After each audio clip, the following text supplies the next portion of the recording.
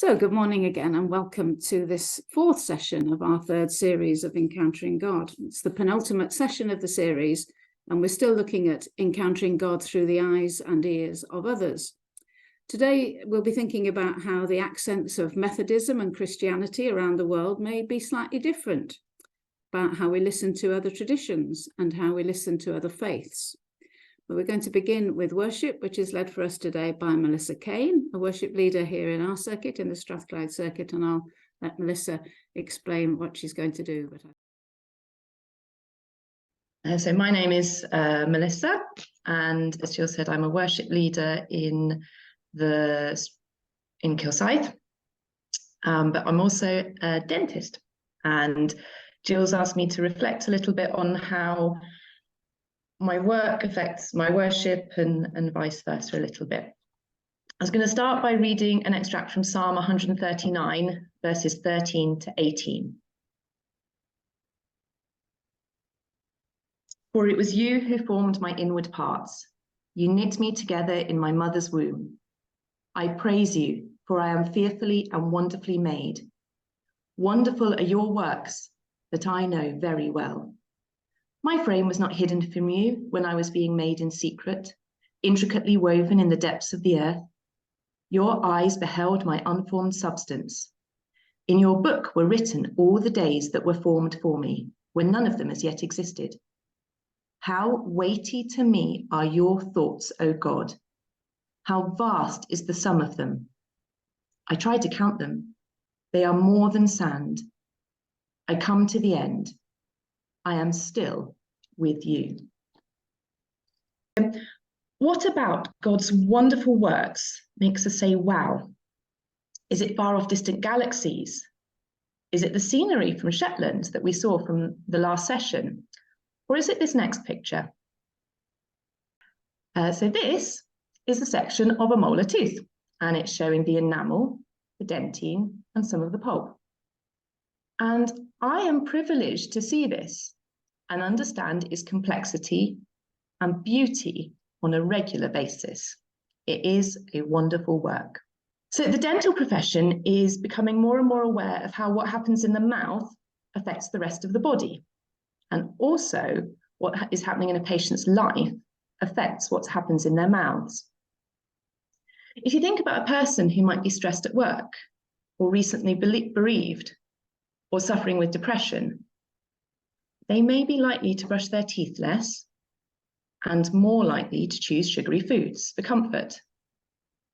Not brushing your teeth can lead to gum disease. Sugar in the diet causes decay. If you have gum disease, it can affect the health of your heart. Diabetes stability can be affected by gum disease. And there's also beginning to be some evidence to show that long COVID severity can be linked to the health of a patient's gums. Everything is linked. We are indeed fearfully and wonderfully made. A slightly outdated phrase to refer to a patient's health is to say that they are hale and hearty. And the word hale has its derivations in the terms whole and holy. And Jesus treated people as being whole and holy. He healed people physically, mentally. He provided food for them to eat. And he also gave them spiritual teachings to ponder.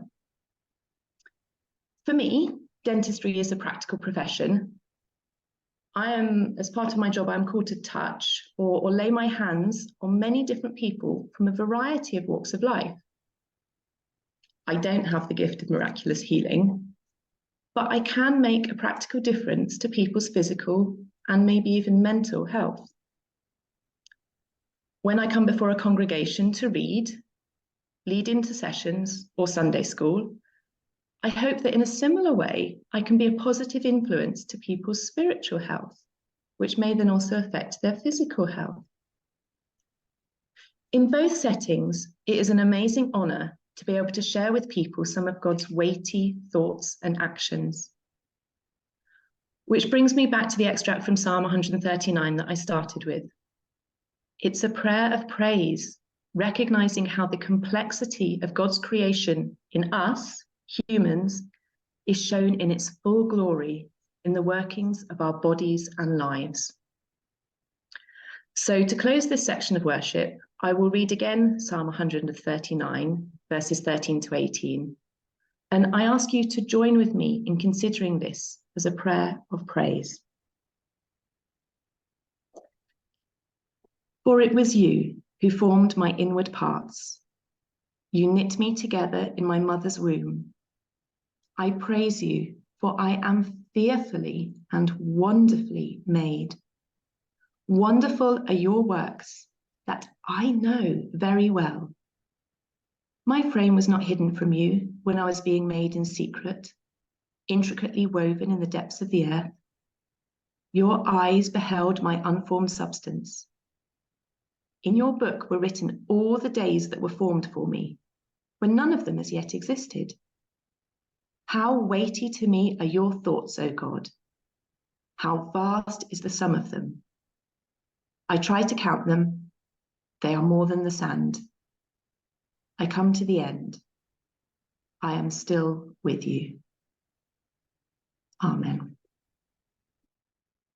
Thank you very much, Melissa. I'm sure we'll all look at our teeth in a different way. Thank you.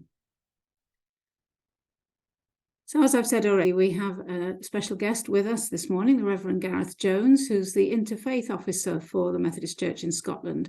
And Gareth's going to share something about how we listen to other faiths. And then after Gareth's presentation, we'll go into some small facilitated groups to discuss some questions, which we'll share then. So over to you, Gareth. Thank you, Jill. Thank you very much. And thank you to all the team for inviting me to take part in this morning's session. Just a few words to introduce myself more fully before we move on to the substance of this first section this morning.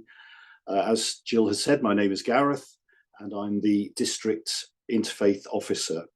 I also sit on the boards of Interfaith Scotland and the Edinburgh Interfaith Association. I've been involved, very involved really, in interfaith relations for about 30 years now, as a church minister and as a university chaplain. And for several years, I worked full-time for an organisation called the West Midlands Faiths Forum as their interfaith development officer. I was interfaith advisor for the Sheffield district before moving to Edinburgh last year. And the largest church for which I had responsibility in Sheffield, which was an Anglican Methodist ecumenical partnership with strong Quaker links, actually had an interfaith centre attached to it. So interfaith has been really important and really central for me for many years. We'll be looking in part this morning at what it means to be part of a church that's ecumenical. What we're going to do in this first section is to take things a step further than that, because as well as being part of an ecumenical church, we also live in a multi-faith world, a world of many great faith traditions. And over recent decades, this has been increasingly our experience in the UK, including here in Scotland. More than ever before, we're likely to have friends, neighbours, work colleagues, perhaps family members who are Muslim, Hindu, Jewish, Sikh, Buddhist, or Baha'i, to name just some of the major world faiths. What I sometimes do when I'm talking about interfaith relations with groups is to see how many major world faiths people can name. Well, we're not going to do that this morning, although you may want to do that when we come to the small groups. And so with this kind of society and world that we're living in today, we may find ourselves engaging in interfaith dialogue without even being conscious that that's what we're doing. It's what's sometimes called the dialogue of life. And some of you may also have been involved in more structured interfaith relations, perhaps through belonging to one of the 20 or so interfaith groups around Scotland. Some of you may also have studied interfaith relations in some way or other or perhaps learned about particular faiths as part of a course of study. This is actually a very timely session today. In fact, it could hardly be more timely because tomorrow is the start of Scottish Interfaith Week. It's also Interfaith Week across the whole of the UK, but as Interfaith Week originated in Scotland, I think we can claim something special for what's happening here. Now, Jonathan Sacks, Baron Sacks, the former Orthodox Chief Rabbi of the Commonwealth, who sadly died in 2020, coined the phrase face-to-face and side-by-side when talking about interfaith engagement. Face-to-face and side-by-side. Face-to-face is where people of different faiths get to know one another through dialogue, and in the process of doing so, deepen their understanding of one another's faiths. Side by side, on the other hand, is where people of different faiths work together on issues of shared concern. It might be the climate crisis, or the cost of living crisis. The Jubilee Debt campaign, which many of you will remember well, was a very good example, I felt, because it started off as primarily a Christian project, although with its roots in Jewish ideas. But from that, it developed into very much a multi-faith project. And when people engage in this side-by-side type of activity, they may not spend very much time discussing their faith with each other, but each of them is inspired by their faith to make a difference. And they recognize that by working together, they will make an even greater difference. So for Jonathan Sacks, these were the two broad forms of interfaith or multi-faith engagement, face-to-face and side-by-side. So why do I feel that it's really important for us as Methodists to engage with members of different faith traditions? Well, there are several very good reasons. To begin with, it's simply part of being a good neighbour. It's part of what it means to love our neighbour. And then secondly, it helps to build mutual understanding as we deepen our appreciation on the one hand of all that we have in common, and on the other hand, of those aspects that make each of our faith traditions unique. Thirdly, we live in what we often term a global village. So beyond our individual personal experiences of dialogue, it's so important to help build communities that are strong, happy, and cohesive. Community cohesion is a term that was used a great deal, especially in the public sector and in the voluntary and community sector some years ago. And dialogue and cooperation between and among people of different faiths is one way of helping to build cohesive, strong communities. And then going back to Jonathan Sacks's side-by-side aspect, engagement between people of different faiths can provide us with opportunities for joint action on important issues, and very significantly can also help us to respond better and to respond with greater and deeper sensitivity and understanding to significant and sometimes traumatic international events when they arise. Well, you may want to ask, okay, so how does this all fit in with everything else we've been looking at in our Encountering God course? Indeed, how do we encounter God in and through interfaith relations? Some years ago, an Anglican priest called Alan Race identified 3 ways of relating to faith traditions other than one's own. He called these 3 ways the exclusivist, the inclusivist, and the pluralist approaches. And subsequently, an American theologian called John B. Cobb Jr. added a 4th. And he called this the transformationist approach. So just to repeat, we have exclusivist, inclusivist, pluralist, and transformationist. Now, some people have adapted and enlarged upon this scheme in more recent years, but I think it's still a very helpful model for reflecting on what we consider to be our own approach. So let's look at these 4 terms briefly, but in a little bit more detail. The exclusivist says, my faith is the only way. All truth is to be found in my faith tradition, and there is no truth outside the faith that I belong to. That's the exclusivist. The inclusivist says, and this is a very brief summary of quite a complex position, the inclusivist says, my faith contains ultimate and complete truth, but there are aspects of truth that are to be found in other faiths or philosophies or approaches. The pluralist says, there are many paths to God, and all paths have their own truth and lead to God or to ultimate reality.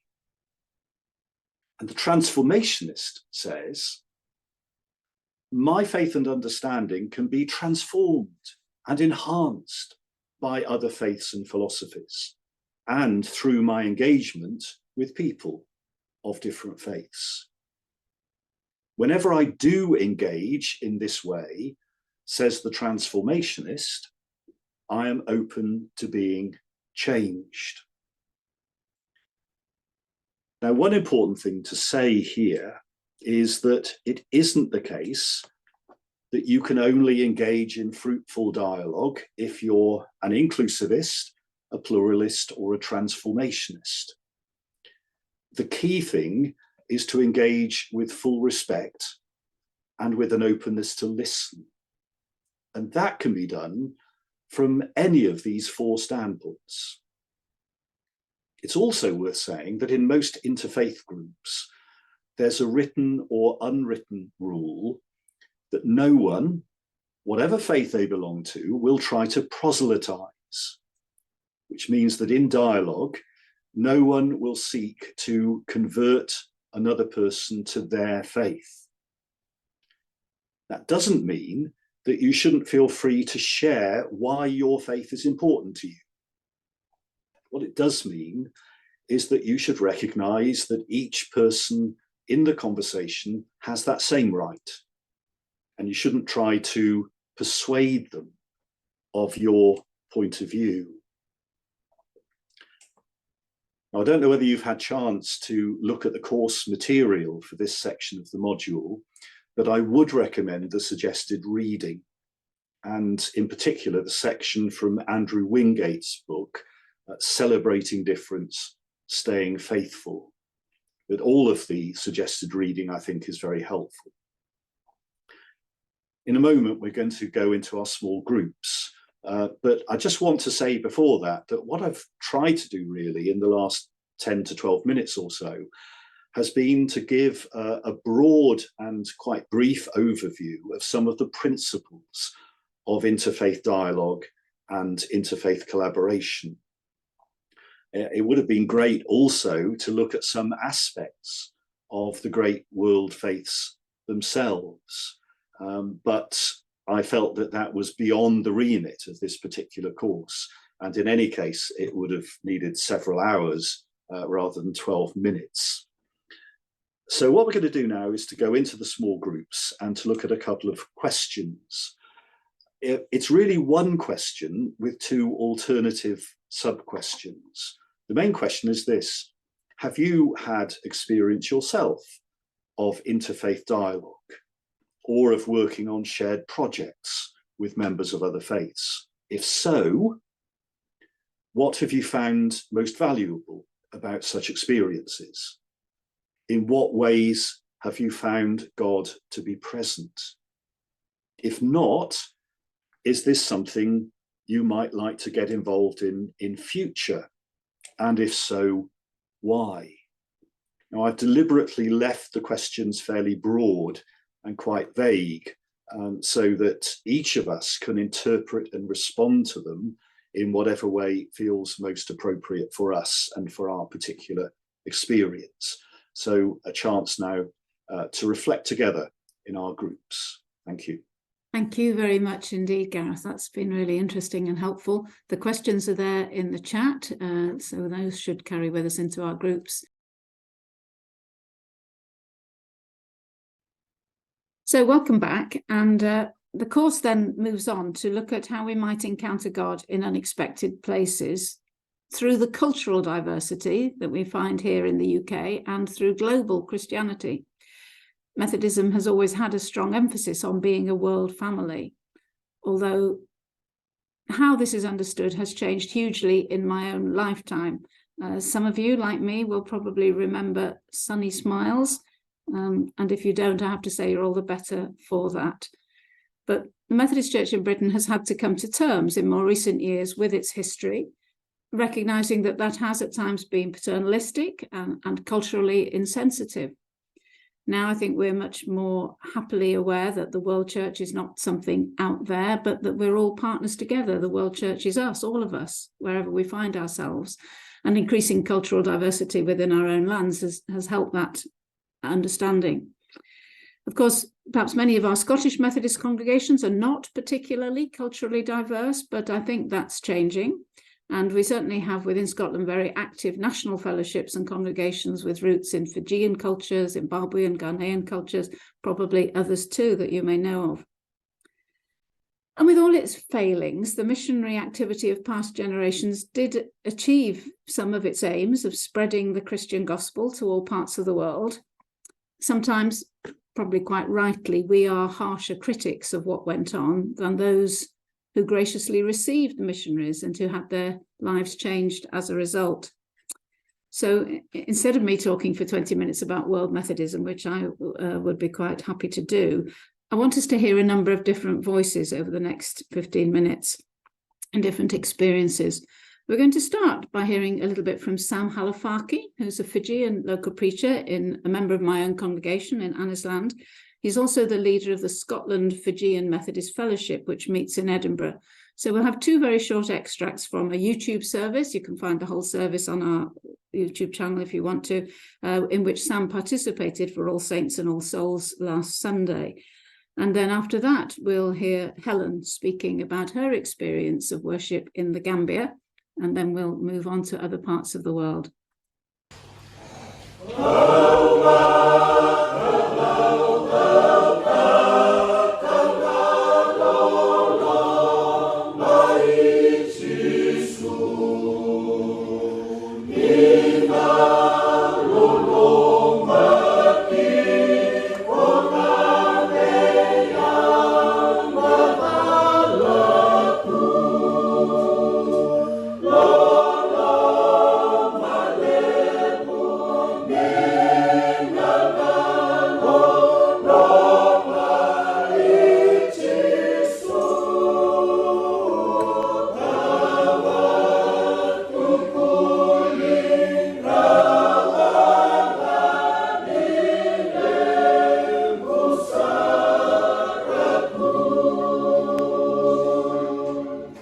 Methodist missionaries have contributed significantly to the spreading of Christianity into my homeland in Fiji. From 1835, British missionaries, together with some locals who have picked up the faith, they walked in selfless act, spreading the faith across Fiji. They showed commitment, they showed courage and willingness to help during a very difficult period in our history. I spent 4 weeks on placement in the Gambia in West Africa as part of my ministerial training. At that point, it was the last remaining overseas district of the British Methodist Church, and it had its autonomy conference a few weeks after I was there. The church I spent most time with was Wesley Methodist, now known as Wesley Cathedral, in the capital, Banjul, which was Methodism at the most traditional I have ever experienced. It felt a bit like we'd exported a 19th century British version of Methodism when Methodism first went to the Gambia, and that not all that much had changed in the meantime. There was a pipe organ plus robed choir. Worship was in English and was very formal. Hymns were sung out of the old hymn book, and it all just felt a bit incongruous. But, on the real positive side, the class system was very much alive and was at the heart of the church. I also visited one of the small rural chapels, where songs from Mission Praise were sung with a guitar, and there was translation between English and one of the many languages spoken in the Gambia. Very different setup. Gambian Methodism had a real focus on education, with a number of Methodist schools in what is a vastly majority Muslim country, and they punched way above their weight in terms of wider societal influence. It was definitely Methodism with a different accent, but I'd love to know whether in the years since they became an autonomous church, that accent has got stronger and more distinct from the one that they inherited from Britain so many years ago. Many of you know that Andrew and I were mission partners in the South Caribbean for 8 years between 1994 and 2001. And yes, that really is us. But Andrew, when we went, we met a Methodist church which was both highly familiar, using, like in the Gambia, the old Methodist hymn book. We still knew lots of the hymn numbers, but also one where everything felt very unfamiliar. So what was it like for you arriving as a minister in the Methodist Church in the Caribbean and Americas? Good to be with you this morning and to share in Encountering God, which has been an amazing program over these last couple of years. Thanks to the team who've put it all together. I think when we went to the Caribbean, it was a huge culture shock. I mean, taking 2 little children and finding our way in a Methodist church which, yes, it had many of the echoes, as Helen's just said, of what we'd come from, but there were many differences. One was a great confidence in God. The church in Britain at that time felt as if it was losing its confidence. It's the Methodist Church, and we discovered a church that had a sense of pride in being Methodist, that treasured their hymn book as a prayer book, that spoke about their faith differently and openly, and loved their ministers in a way that perhaps we lost a little. So confidence, you'd say, was the distinctive accent of Caribbean Methodism. How do you think the 8 years there has shaped and affected your own leading of worship? 2 things that I want to say about the worship in the Caribbean was as something of what Helen said in the formality that there was underpinning it all. There was a worship book which was very important to them, but also the spontaneity, the willingness to share testimony, to share story, to share what their faith meant to them, to participate in the sermon with an amen and an hallelujah, and to respond to the invitation to make a physical response in worship. And we might have called it an altar call long ago. You don't need to do it in quite that way, but that had a huge impact on me. The desire that they didn't want a dead white man's message, as somebody once called it, from me. They wanted to know that there was a relationship and an engagement in worship which involved their participation. Okay, thank you, Andrew. Let's come a little closer to where we are now. In 2017, I had the great privilege of a visit to the Methodist Church in Russia. And I found a small church, not unlike the Methodist Church in Scotland in many ways, small scattered congregations. That's not a Methodist church in the background, that's a Russian Orthodox cathedral. I found a church that were already using Skype for meetings and Bible studies, with huge distances between the congregations and between where people lived. The superintendent minister there wearing the harlequin jumper, Tatiana, has 3 churches in her circuit, all of which are 1,000 kilometres away from any other.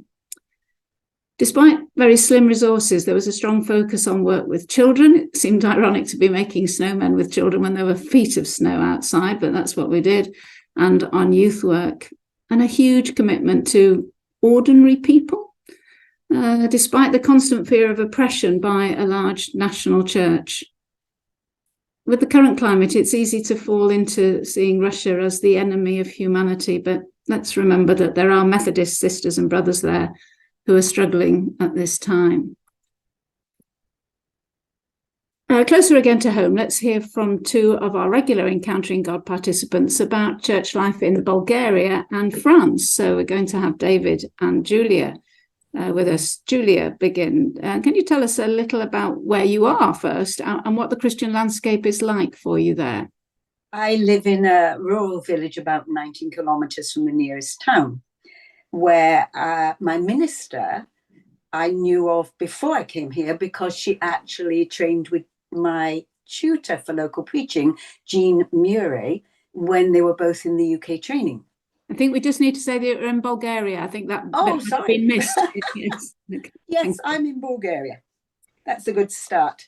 Where the main church, I looked up some figures, but I'll keep it short. 69.5% of the population is Eastern Orthodox Christian, mainly affiliated with the Bulgarian Orthodox Church, which is the only legal entity in Bulgaria. You mentioned in Russia that we have to remember that a lot of things, how to put this, communism here had a huge impact and still does have, but what you have to remember is although it may have been started by Russia, it was run by Bulgarians, so there's no blame apportioning here at all. The only, as I say, legal entity is Bulgarian Orthodox Church. Every other church has to register to be able to function here. And of course, having a license means that you have to toe the line and behave yourself. It's an interesting one. Our church, Methodist Church, makes up 0.4% of the population. Before communism, there were 16 Methodist churches. After communism, only 3 survived and churches were stripped of their assets. So we meet in what really is a house. There are now 30 churches, some of which are 160 years old, of course. And we have under 1,200 members and 18 active clergy. Thank you, Julia. That's really interesting to hear that history. So would you say that there's a different accent to that Methodism, to Christianity where you are from what you'll have experienced in Britain? Absolutely. Talk about culture shock. Because there's very much still a feeling of do not put your head above the parapet. And we cannot actually align ourselves. For example, Dundee takes part in the Gay Pride March. We could not do that here, even if they would allow a Gay Pride March, because that puts our license in danger. It's very much grassroots Methodism. People support each other on a much smaller, much quieter basis. It's done me some good because I actually feel that sometimes it's a bit like going back 2,000 years to how things used to be when small groups functioned and tried to keep the faith, but also keep the church growing and living and moving against quite big odds at times. Thank you. Thank you. I know there's lots more you could tell us. I'm a bit conscious that we're running out of time, so thank you. Yes. And David, your experiences in Europe as well, in France, you want to tell us a little bit about the picture there? Yeah, so I spent a year living in the north of France in a city which Ryanair calls Paris, which in reality was 50 miles north of Paris, well, not far from where people might be remembering this weekend. Lots of war graves and sort of trouble from the First World War near the River Somme, that sort of area. I was part of what was then the Reformed Church of France, which is now the United Protestant Church of France, as different Protestant churches have amalgamated. Protestantism is about 3% of the population in France. It's a very fragile minority of Christian expression. And so historically, there's been a bit of Methodism in France, but it's mostly kind of forgotten.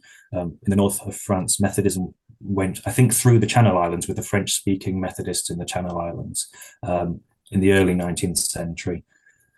That sort of fizzled away. And then there was another wave later on from Germany and Switzerland, where Methodism was a bit stronger. But the last Methodist church. I'm going to ask the same question then. Did you detect a different accent, a different emphasis, a different?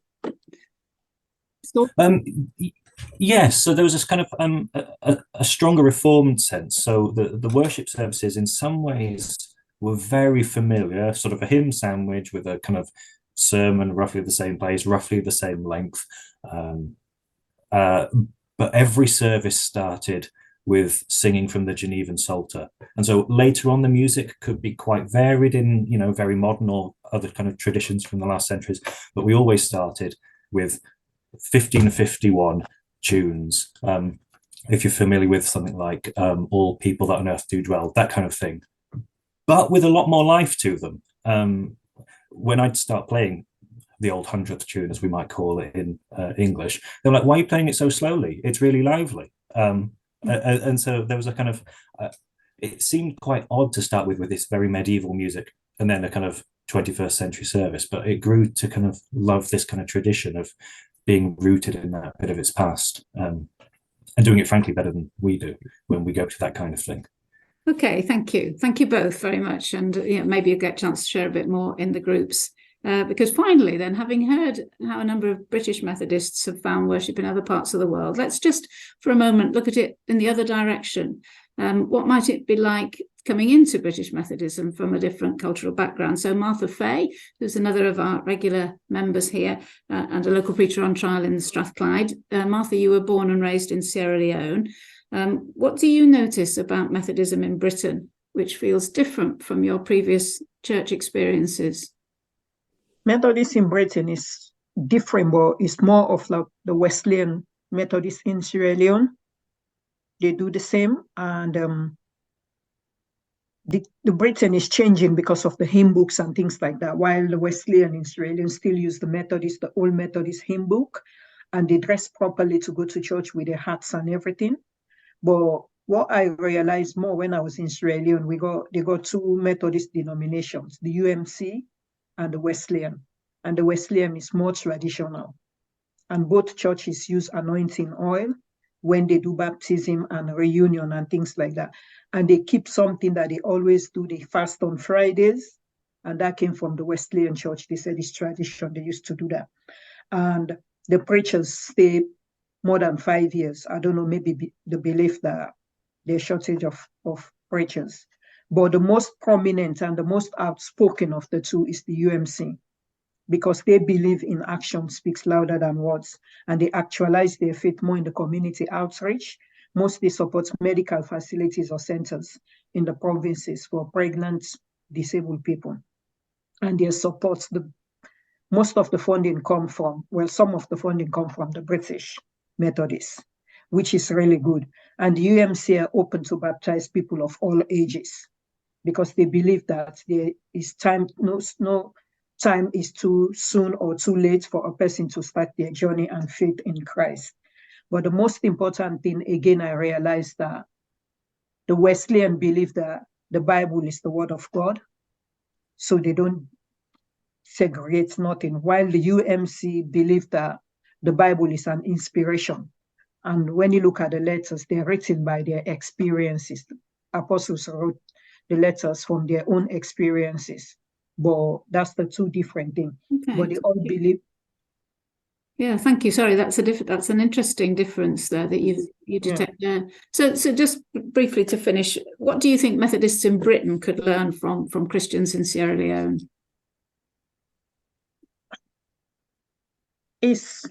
I think because in Britain it's too wide, and we're losing the outreach, meeting the community and things that we do try, but it's difficult. While Sierra Leone is small and it's easy to reach people outside the community and bring them together. I think that's the most important thing. And it's more open in the British Methodist. It's more advanced and more tolerant than there's set laws in Sierra Leone when you go to Sierra Leone, like the Wesleyan, they got the pews that, you know, I think they bought it for a long time and you can't just go and sit in anywhere. But I think the British, if they open up more and we have people who go and just see, I think we could accept and include more diversity. I know the Methodist Church in Britain is more diverse, but it's no more as diverse as they're talking about interfaith and bringing other faith together, but it's not diverse as the West African churches. Okay, that's really interesting.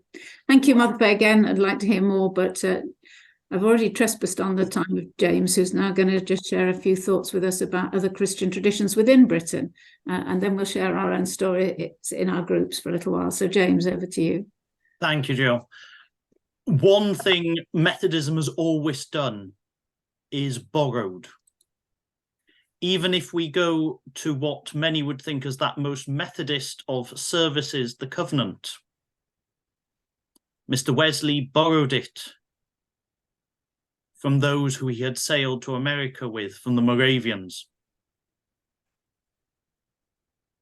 He borrowed the Book of Common Prayer from the Anglican Church, and in his own way corrected and improved it before then presenting it to us. And some may even have memories of the Book of Offices being used regularly. Where we can draw from our brothers and sisters in other traditions is to draw on the richness they offer, to draw on the links, and then we work together. Many churches now will be part of a group supporting a food bank, often practical working together, that being as one. Quite often, the old structural ecumenism has fallen by the wayside in the last few years, and we've got much more into practical working. What are we doing together and how are we doing it together? We will find work that needs doing and get on with it. But as we do it, we share and we learn. We've already heard of the breadth within Methodism, but we can always learn more from our brothers and sisters in other traditions. And at times also, as we do that, as we engage, we don't do it to find the lowest common denominator, but it can help us sharpen our own beliefs. Why do we as Methodists do what we do? And until we actually think of that question and have to answer it, we quite often just keep doing without thinking. So when we have to not defend and explain what our practice is, what we do it and why do we do it, it can help sharpen our understanding of, well, yes, I am a Methodist.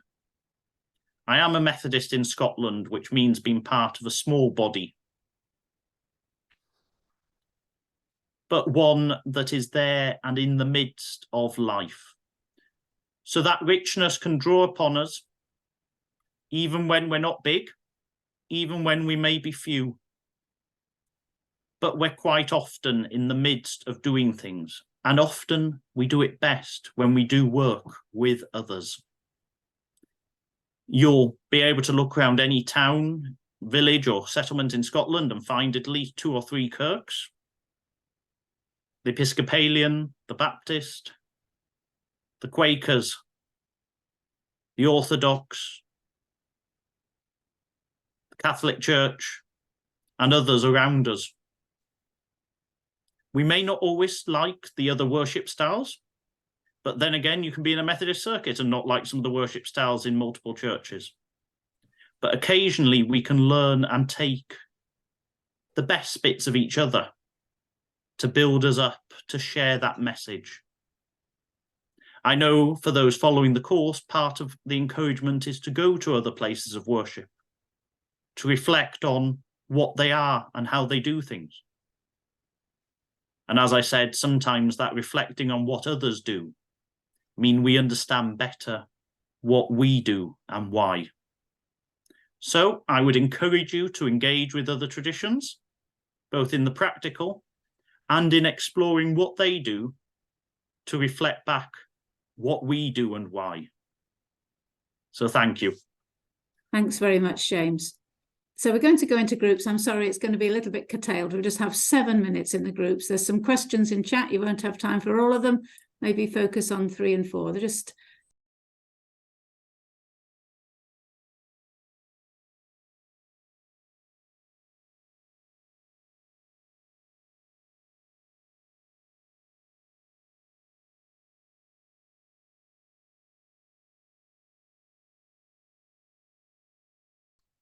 So do read Acts chapter 10 and 11 later, which conveys what goes on here.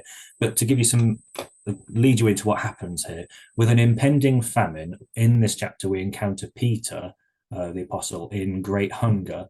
And in that he falls into a trance and has a vision of a blanket bearing all manner of animals, or birds and all kinds of reptiles coming down.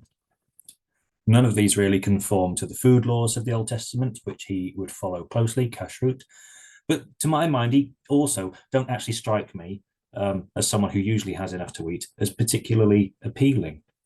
Hunger would really have to take over before I found all kinds of reptile in any way enticing.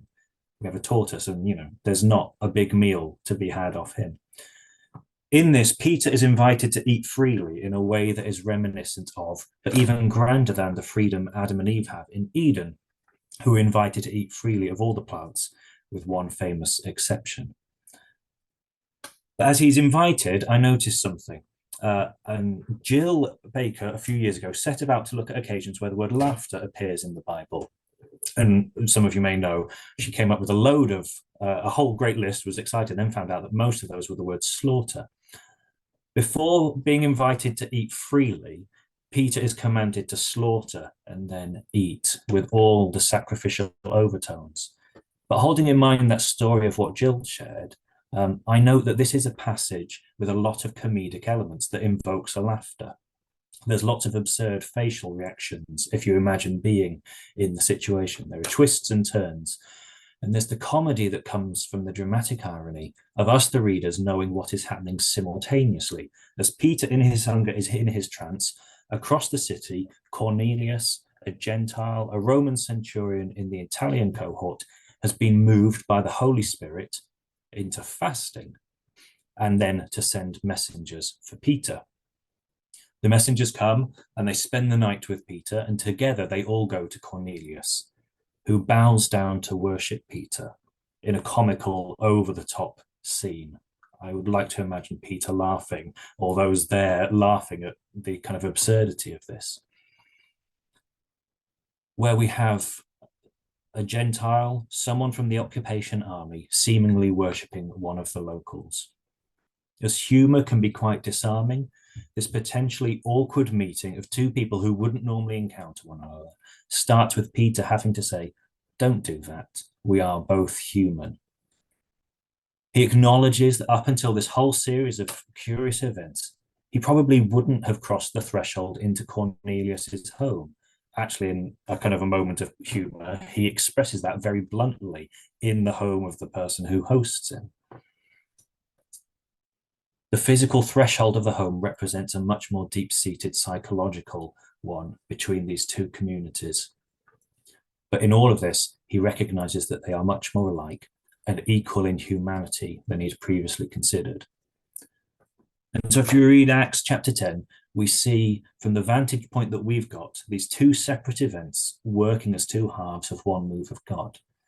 Peter has an experience of God, Cornelius has an experience of God, and in this, it breaks down their own constructs that enable them to meet as two equal humans, rather than seeing primarily their division on grounds of religiosity or military might or ethnicity.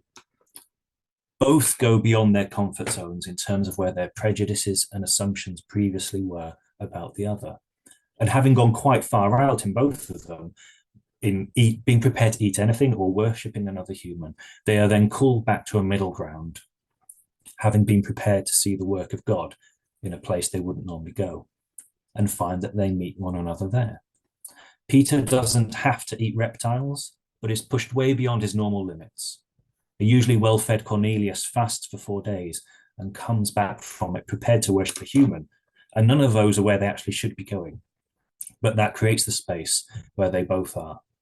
Having explored the boundaries of faith, God, Peter, and Cornelius meet together. Humour is one of the ways the thresholds are breached, but there are other things going on in the passage, and they overcome their prejudices, meet one another in God. And I just commend to you how humour can be quite helpful in actually breaking through some of those things. David, thank you very much for giving us a real something to chew on as we go into the rest of the day. Thank you again, Gareth. Thank you to all who've taken part today. Thank you all for coming. We're going to draw it to a close now today to finish a little early. As always, there'll be follow-up notes and the video if you want to catch up with anything or share it with anyone else. One more session in a fortnight today. Hope to see you then. And so grace and peace be with us all today and in the coming days. Cheerio.